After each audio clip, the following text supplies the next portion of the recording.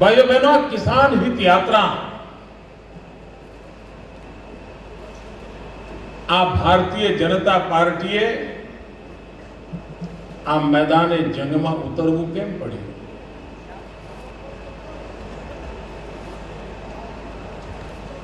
आ मैदाने जंग में એટલા માટે ઉતરવું પડ્યું છે કે આ સરદાર પટેલની ભૂમિ છે.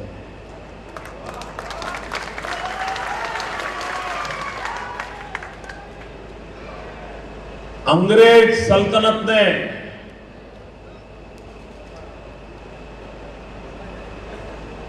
હલાવી નાખવાનું કામ સરદાર સાહેબના નેતૃત્વમાં ખેડૂત સત્યાગ્રહથી શરૂઆત થઈ હતી. અંગ્રેજ સલ્તનત એક પછી એક ખેડૂત વિરોધી બેફામ કાયદાઓ કરતી જતી હતી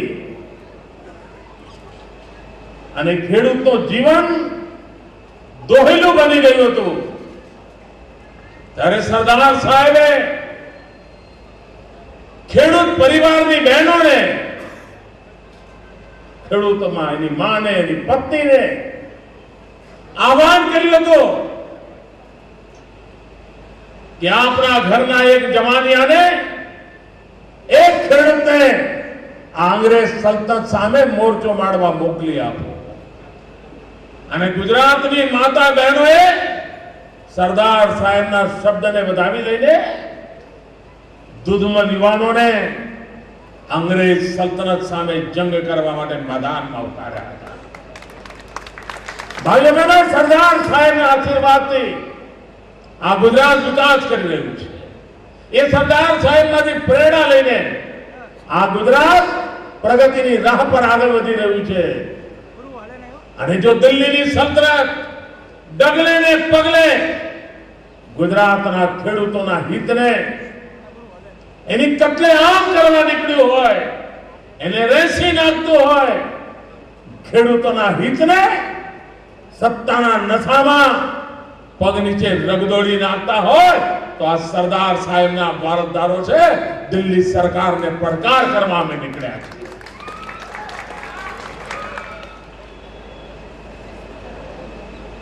आठ વર્ષથી દિલ્હીમાં સરકાર બેઠી છે. કિસાનોના હિત સિવાય એક પણ નિર્ણય કરવાનું એમને સૂઝતું નથી. શું હાલત કરી છે કિસાનોની?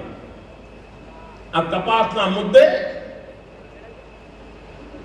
ફળદુ સાહેબ રૂપાલાજીએ વિસ્તારથી વાત કરી છે.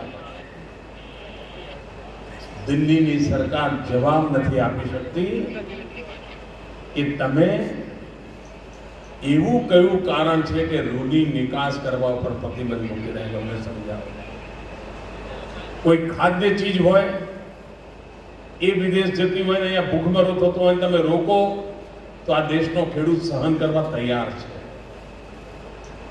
કોઈનું પેટ ભરાતું હોય, કોકનું બાળુડું ભૂખે મરતું બચતું હોય તો આ દેશનો કિસાન રૂપિયા કમાવાની લાયમાં અન્ન વિદેશ મોકલવાની જીદ પકડે એવો છે નહીં. પરંતુ કપાસ જેમાં કોઈને ભૂખે મરવાનું નથી ભાઈ, એ વિદેશ જાય તો દેશમાં વિદેશી હુનિયામણ લાવી આપે છે.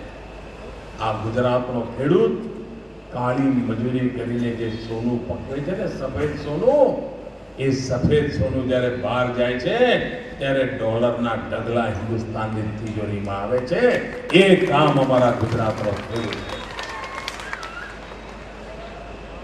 ગુજરાતના ખેડૂતની આબરૂ એટલી દુનિયામાં ઉભી થઈ છે કે ચીનના બજારમાં બીજા કોઈ રાજ્યને પણ પોતાનો કપાસ વેચવો હોય ને તો એ ગુજરાતનો કપાસ એવું કે છે, ગુજરાતનો કે ને એટલે વેચાઈ જાય. આવી આબરૂ ઉભી થઈ છે. ઉભો પાક હોય અને વિદેશી એજન્સીઓ આવીને અહીંયા ભાવતાલ કરીને માલ લઈ જવાનું નક્કી કરતી હોય છે. તમે છાસ વારે પ્રતિબંધ મૂકો, પાછો ખોલો, પાછો મૂકો, એના કારણે દુનિયાના બજારમાં આપણી આબરૂનું ધોવાણ થઈ ગયું છે. હવે બધાના મનમાં એમ થાય છે કે ભાઈ ભારત જોડે વેપાર ના કરાય. ખબર નહીં ક્યારે પ્રતિબંધ મૂકે ને ક્યારે માલ આવતો બંધ થઈ જાય તો આપણું તો બધું બગડી જાય. અહીંયા આપણા રાજકોટમાં જ કોઈ દુકાન હોય અને કોઈ વાર સોમવારે ખુલતી હોય, કોઈ વાર મંગળવારે બંધ રહેતી હોય, કોઈ વાર બુધવારે બંધ રહેતી હોય, કોઈ વાર ગુરુવારે બંધ રહેતી હોય અને કોઈને માલ લેવા જેવું તો શું વિચાર કરે? કોઈ એને ત્યાં જવાનો અર્થ નથી. ખબર નહીં ક્યારે દુકાન બંધ હોય ક્યારે ખુલે ખબર જ નથી પડતી. કોઈ જાય જ નહીં, ભરોસો ન પડે. એમ નિકાસની બાબતમાં અનિશ્ચિતતા એ દુનિયાના બજારની અંદર તમારી શાખનું ધોવાણ કરી નાખે છે. એના કારણે વિશ્વની કોઈ દેશ ભવિષ્યમાં પણ હિન્દુસ્તાનમાંથી કપાસ ખરીદવી વખતે 100 વાર વિચાર કરવો પડે એવું તમે મોટું પાપ કર્યું છે. કોઈ ભરોસો જ નહીં કરે. સોદો કરીને માલ ના આવે એની જોડે વેપલો કોણ કરે? પણ દિલ્હીની સરકારના પેટનું પાણી નથી આવતું. એમને પરવા નથી કે ખેડૂતોના હાલ શું થવાના છે. ભાઈઓ બહેનો, આ ખેડૂતોના હિતને માટેની અમારી લડાઈ છે. નર્મદા યોજના કચ્છ અને સૌરાષ્ટ્રની અંદર કેનાલ દ્વારા પાણી પહોંચાડવા માટેની મથામણ આપણે કરી રહ્યા છીએ. ડેમની ઊંચાઈ વધતી નથી. કરોડો રૂપિયાનું આધાર આજે પણ થાય છે. ત્યાં બધી મશીનરી પડી છે, માણસો પડ્યા છે. સરદાર સરોવર ડેમ પર તમે જાઓ, બધું તૈયાર પડેલું છે. પણ દિલ્હીની સરકાર ડેમની ઊંચાઈ તરફ જવા માટેની પરમિશન નથી આપતી. બોલો હવે કરવાનું શું બાકી છે? ત્યાં ગેટ મૂકવાના છે, દરવાજા મૂકવાના છે. બાંધકામનું કામ પૂરું થઈ ગયું છે, ખાલી દરવાજા ઉભા કરવાના છે. અને દરવાજા ઉભા કરવાના હોય તો મેં પ્રધાનમંત્રીને સમજાવ્યું, મેં સાહેબ અમે દરવાજા તૈયાર કરી દીધા છે. 6 માળનો એક દરવાજો છે. એક દરવાજો 6 માળનું મકાન હોય ને એવડો, અને એવા 36 દરવાજા મૂકવાના છે. મેં કહું આજે અમે દરવાજા મૂકવાનું ચાલુ કરીએ ને તો એ 2.5-3 વર્ષ સુધી કામ ચાલવાનું છે. માની લો કે કોઈ જગ્યાએ ડૂબમાં જતું હોય તો આ 3 વર્ષમાં તો ડૂબનું કામ પણ પૂરું થઈ જશે. ક્યાંય બાકી હોય મધ્યપ્રદેશમાં કે મહારાષ્ટ્રમાં તો તમે અમને આ કામ કરવા દો. મેં એમને કહ્યું માનો તમે દરવાજા નાખી દઈએ અને પછી કોઈની ફરિયાદ હોય કે ભાઈ ત્યાં ડૂબવા જાય છે ત્યાં, તો ત્યાં સુધી તમે અમને દરવાજાના પેલા ગેટ બંધ ના કરવા દેતા તો પાણી ભરાશે નહીં. પાણી ભરાશે નહીં તો કશું ડૂબમાં નહીં જાય. પ્રધાનમંત્રીએ મને કહ્યું, મારી સામે જોઈ લે. હું એમને સમજાવતો હતો કે સાહેબ તમે મને સમજાવો કે અમે આ દરવાજા ઉભા કરી દઈએ પણ એની ફાટક બંધ ન કરીએ તો પાણી રોકાવાનું છે? મને કે ના, પાણી રોકાશે નહીં તો કોઈ ડૂબમાં જવાનું છે? મને કે ના. મેં કહ્યું તમને સમજણ પડી? મને કે આ તો સમજાણું. મેં કહ્યું તમારી સરકારને નથી સમજાતું. અમને તમે દરવાજાને ઉભા કરવાની પરમિશન આપો જેથી કરીને બીજું કઈ કામ કરવાનું હશે એની મેળે થઈ જશે. પણ ગુજરાતના ખેડૂતોને જેટલા પ્રમાણમાં ફોર્સથી પાણી જોઈએ આખા ગુજરાતને ખૂણે ખૂણે પાણી પહોંચાડી શકીશું. પણ ભાઈઓ બહેનો 3 વર્ષથી હું આ કામ કરી રહ્યો છું, હજુ પણ એમના પેટનું પાણી હાલતું નથી. આ એમની ખેડૂત પ્રેમી નીતિ છે. અને ગુજરાતના ખેડૂતને પાણી મળશે તો દેશનું પેટ ભરવા કામ આવવાનું છે. આ ખેડૂત કાળી મજૂરી કરીને જે પેદા કરશે એનાથી હિન્દુસ્તાનના લોકોને ખાવા પીવા મળવાનું છે.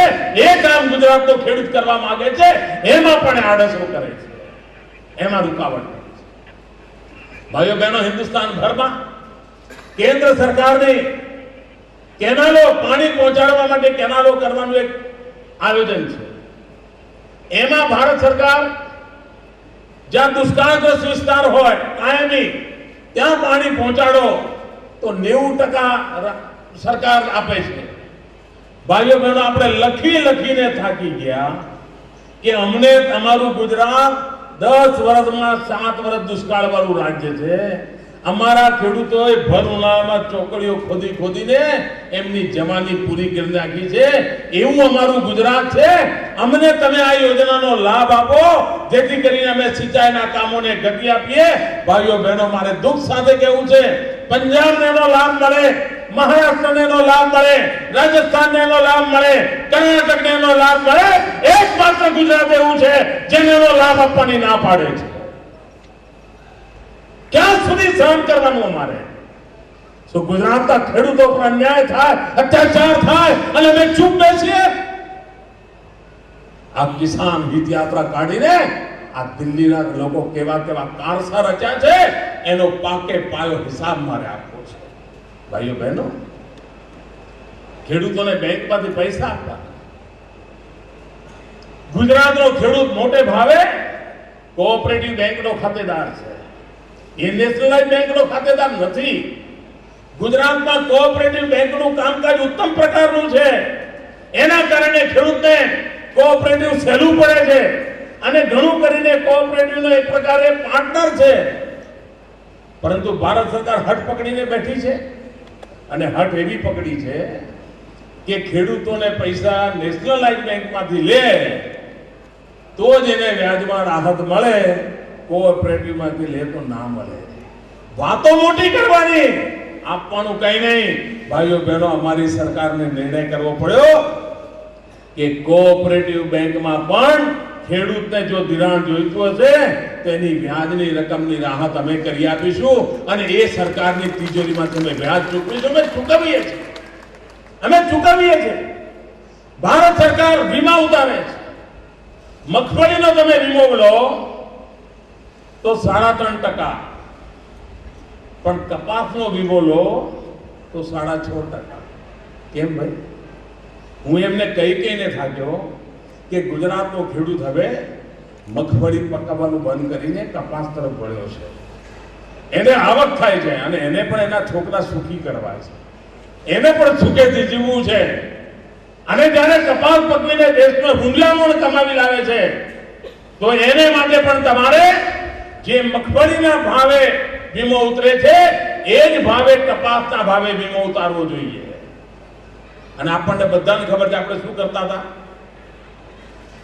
પકવ્યો હોય કપાસ પણ લખાવીએ મગફળી, આવું કરતા હતા ને?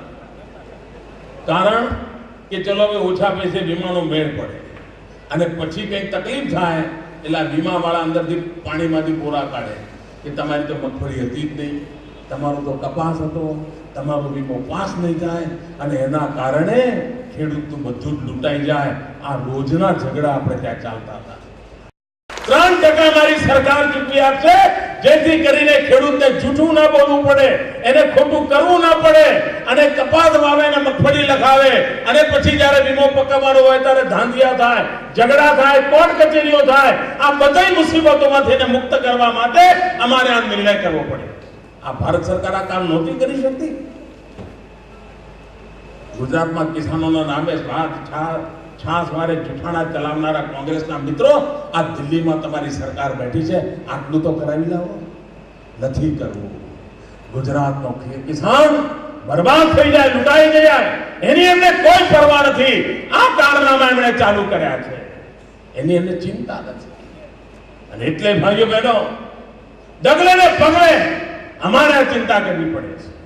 ભાઈઓ બહેનો, ડાર્ક ઝોન સુપ્રીમ કોર્ટના ચુકાદાને કારણે ડાર્ક ઝોન આવ્યો. ડાર્ક ઝોન લાગુ કરવા માટે જ્યાં ચાલતા કાયદાઓ અમને બતાવવામાં આવ્યા. અનેક પ્રકારની ધમકીઓ લગાતાર વર્ષો બાદ ભારત સરકારના ફરફરિયા આવતા રહે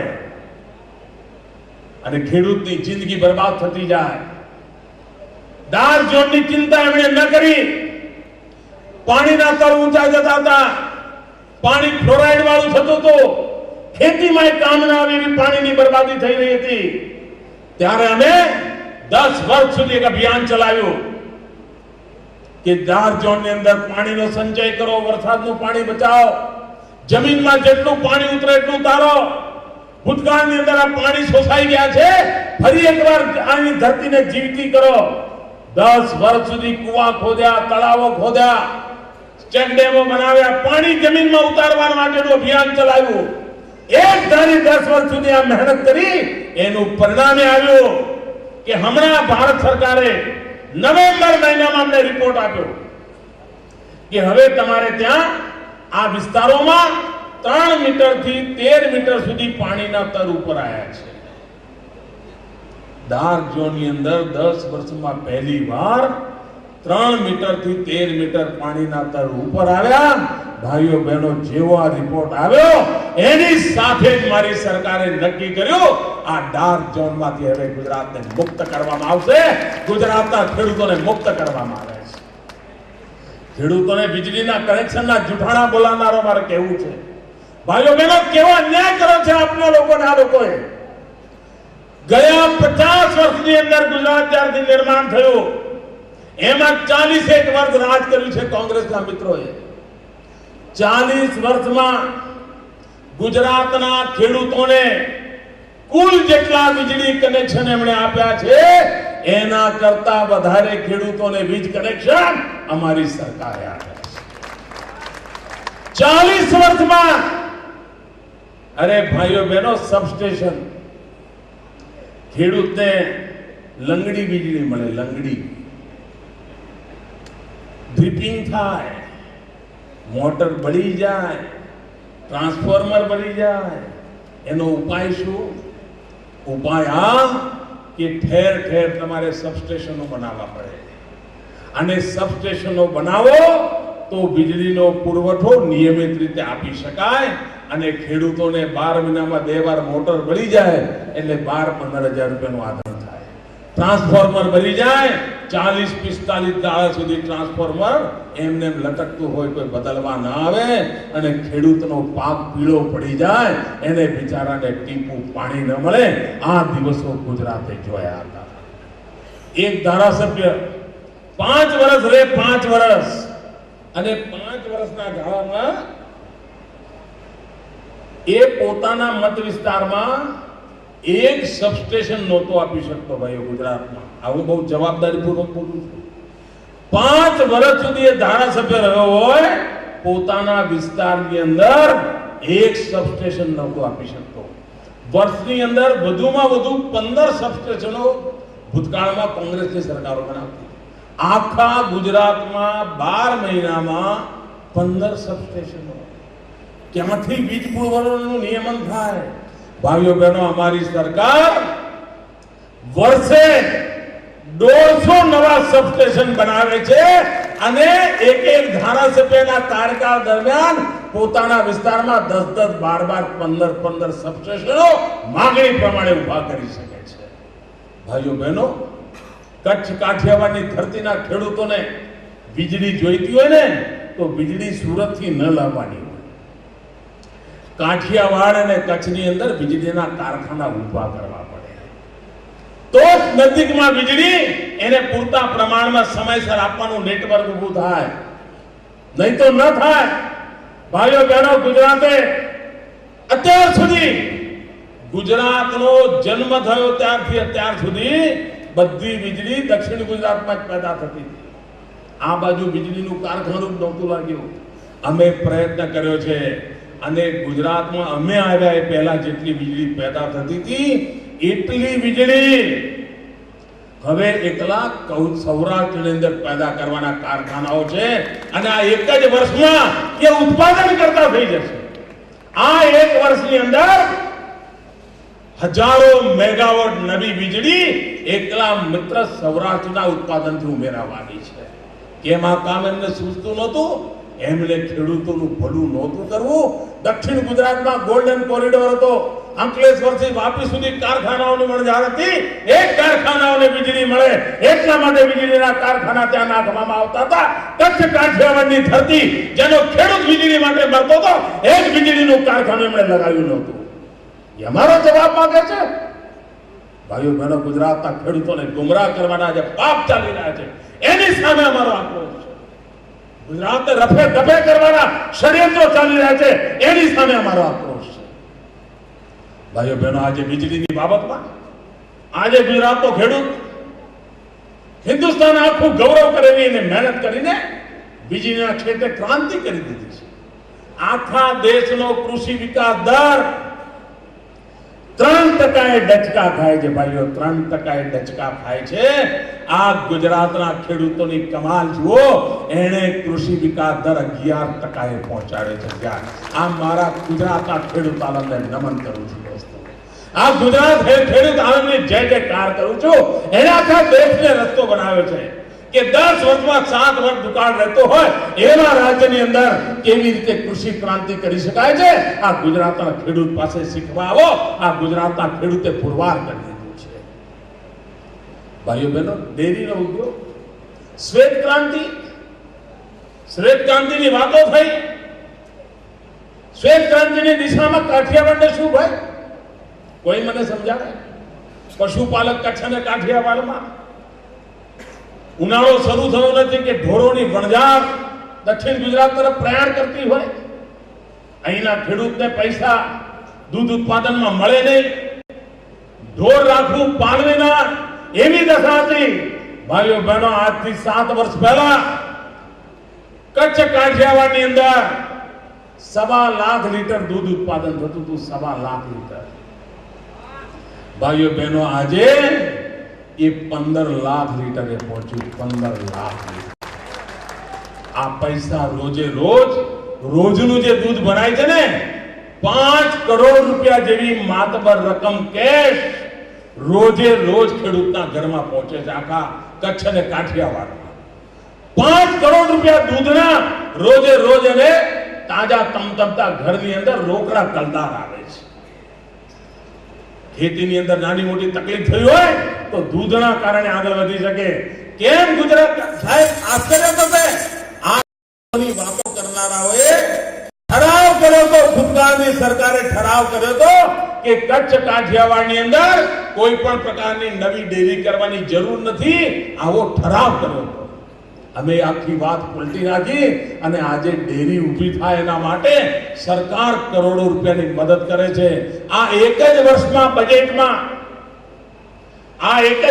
બજેટમાં સૌરાષ્ટ્રની ડેરીઓને તાકાત આપવા માટે લગભગ 110 કરોડ રૂપિયા ફાળવ્યા છે। 110 કરોડ। એમાં 20 કરોડ રૂપિયા તો ગામો ગામ દૂધ ડેરી સુધી પહોંચે ને બગડી ન જાય એની જાળવણી માટે આપવાનું નક્કી કર્યું છે, જેથી કરીને ચિલિંગની નાની એકમો ઊભા થાય અને ખેડૂતનું દૂધ બગડી ન જાય, એના રૂપિયા બરબાદ ન થાય ત્યાં સુધીની કામ કર્યું છે। કેમ ભૂતકાળની સરકારોને આ કામ નહોતા આવડતા? એમને ખબર નહોતી કે ખેડૂતને ભલું કરવું એટલે શું કરવું, એની ગતાગમ નહોતી અને એના કારણે આ દુર્દશા થઈ છે। ભાઈઓ બહેનો, વીજળીની બાબતમાં ભૂતકાળમાં કોંગ્રેસની સરકાર હતી ત્યારે ખેડૂતોને વીજળીની સબસિડી કેટલી મળતી હતી?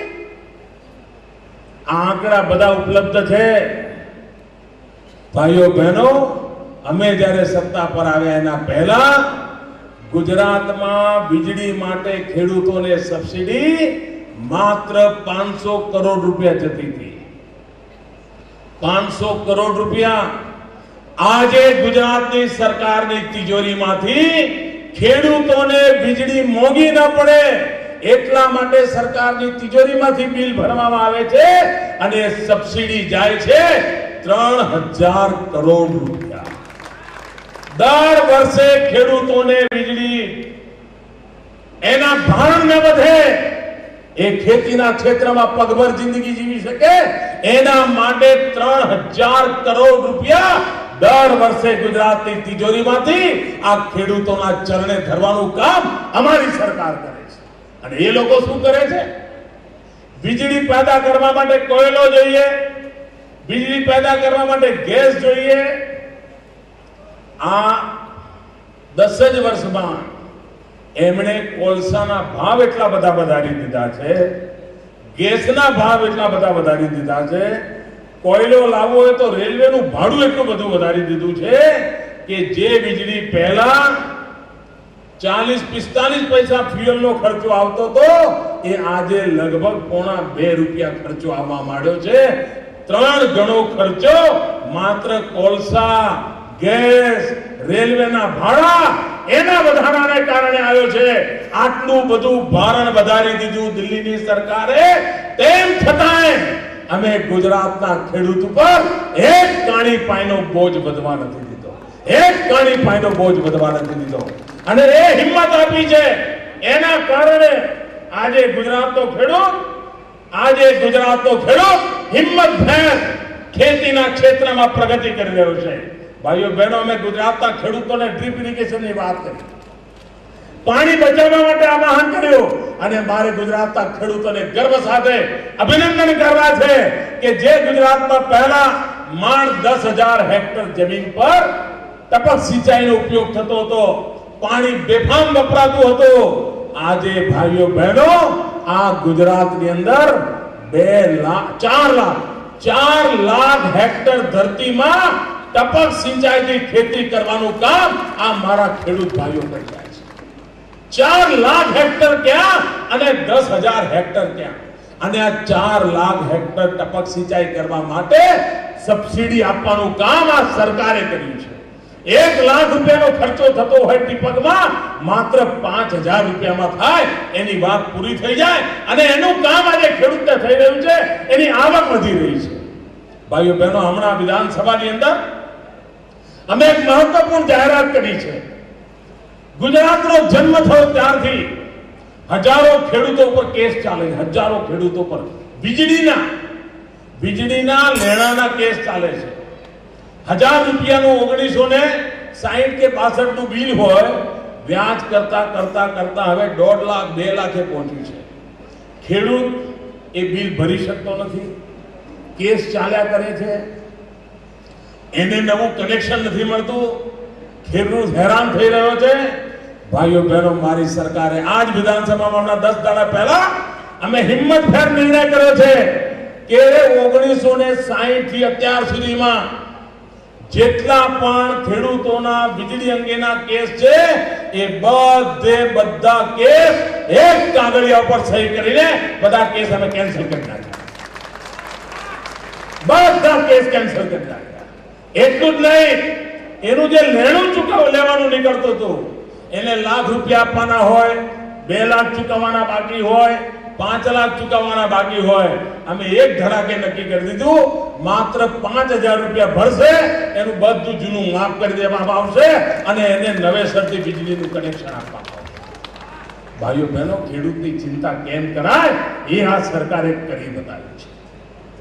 એમને ખેડૂતોનું ભલું કરવા સાથે કોઈ પણ પ્રકારની લેવા દેવા નથી ભાઈઓ, અને એ કામ આ ગુજરાતની સરકારે કરી બતાવ્યું છે. ભાઈઓ બહેનો, વિકાસની નવી યોજનાઓ ખેડૂતોને પૂરતો લાભ મળે અને અમે આનાથી અટકવાના નથી. અમે હવે વેલ્યુ એડિશન પર જવા માંગીએ છીએ.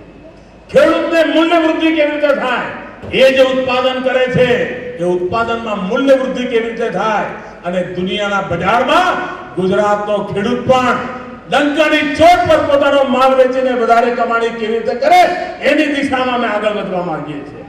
અમે નાના ખેડૂતો આજે જ્યારે આધુનિક ટેકનોલોજીનો ઉપયોગ થઈ રહ્યો છે, 2 એકર જમીન હોય, 2 હેક્ટર જમીન હોય, 2 વીઘા જમીન હોય, નાના ખેડૂતો હોય, એને આ પ્રકારની યોજનાઓ ભવિષ્યમાં આપીને એને આધુનિક ટેકનોલોજી દ્વારા ખેતી કેવી કરે એની દિશામાં પણ શિક્ષણ આપવાનું કામ, એમાં આર્થિક મદદ કરવાનું કામ અમારી સરકારે માથે લીધું છે.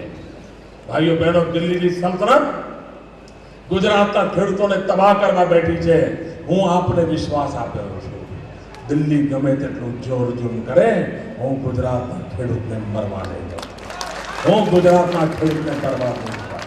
આ સરકાર ખેડૂતોની સરકાર છે. આ સરકાર ખેડૂતો માટેની સરકાર છે. આ સરકાર હિન્દુસ્તાનના આવતીકાલને ઉજળી રાખવી છે તો ખેતી અને ખેડૂત અને ગામડા દ્વારા ઉજળી રહેવાય છે, એવા વિશ્વાસ સાથે આગળ વધવાની ચર્ચા છે. અને એનું જ કારણ છે કે અમે આ વખતે રાજ્યસભામાં જે 2 જવાનિયાઓને મોકલ્યા છે ને, બંને જવાનિયાઓ ખેડૂતના દીકરા છે. બંને જવાનિયાઓ ખેડૂતના દીકરા છે. અને મને વિશ્વાસ છે કે અમારા 2 સાથીઓ, બંને સાથીઓ રાજ્યસભાની અંદર, રૂપાલાજી પણ ખેડૂત કૃષિ મંત્રી રહ્યા છે. અમારી પસંદગી જુઓ, અમારી પસંદગી ખેડૂત છે. અને ખેડૂતના દીકરાઓ આજે રાજ્યસભામાં ગયા છે. અમે દિલ્હીની સરકારની ખેડૂત વિરોધી નીતિઓ સામે એમને નાકે દમ લાવી દે એવા 3 બિરલાઓ આજે અમારા ગુજરાતના ખેડૂત પુત્રો ત્યાં બેઠા છે અને અમે ખેડૂતોને માટે લડાઈ લડવાના છે. ભાઈઓ બહેનો, હું આપને વિશ્વાસ આપું છું, આ કિસાન હિત યાત્રા સાતમાં કિસાનોનું હિત સેવા છે. કિસાનોના હિતને આડે આવનારા કોણ લોકો છે, ગુજરાતના ખેડૂતોનું ભવિષ્ય બરબાદ કરનારા તત્વો કોણ છે, એની જાણકારી આખા ગુજરાતને થાય. ભાઈઓ બહેનો, અમને જગ્યા કોઈ આપે કે ના આપે, ખેડૂતોના દિલમાં અમારી જગ્યા છે. એ જ ગુજરાતની આવતીકાલની ઉજ્જવળ બનાવી છે. અને મને વિશ્વાસ છે શ્રી રણછોડભાઈ ફળદુ જળ સુધીમાંથી ખેતી જેને રહી છે, એક ખેડૂત પુત્ર જેને ખેડૂતની સમસ્યાઓ બાબતમાં રજની જાણકારી છે, એવા અમારા પ્રદેશના અધ્યક્ષ અમને મળ્યા છે. એક ખેડૂત પુત્ર અમને પ્રદેશના અધ્યક્ષ મળ્યા છે અને એમના નેતૃત્વમાં આખા ગુજરાતને ધમધોળવાનું અભિયાન ચાલુ છે. ત્યારે ગુજરાત કૃષિ ક્ષેત્રે એક નવી ચેતના સાથે સમગ્ર હિન્દુસ્તાનને દિશા બનાવે એવી તાકાત સાથે ઊભું થશે. અને સરદાર સાહેબે ભૂતકાળમાં અંગ્રેજો સામે જે લડાઈ લડી હતી એમાંથી પ્રેરણા લઈને વર્તમાન દિલ્હીની ખેડૂત વિરોધી સરકાર સામે લડાઈના જંગ માંડવાનું કામ આ કિસાન હિત યાત્રા જે અમે શરૂ કરી રહ્યા છીએ, શ્રીમાન આર.સી. ફળદુને અનેક શુભકામનાઓ પાઠવું છું. ભારતીય જનતા પાર્ટીના આ નિર્ણયને વધાવું છું અને ગુજરાતના ખેડૂતોના ભાગ્યમાં આ કિસાન હિત યાત્રા એક નક્કર પરિણામ લાવશે એવા વિશ્વાસ સાથે મારી ખૂબ ખૂબ શુભકામનાઓ.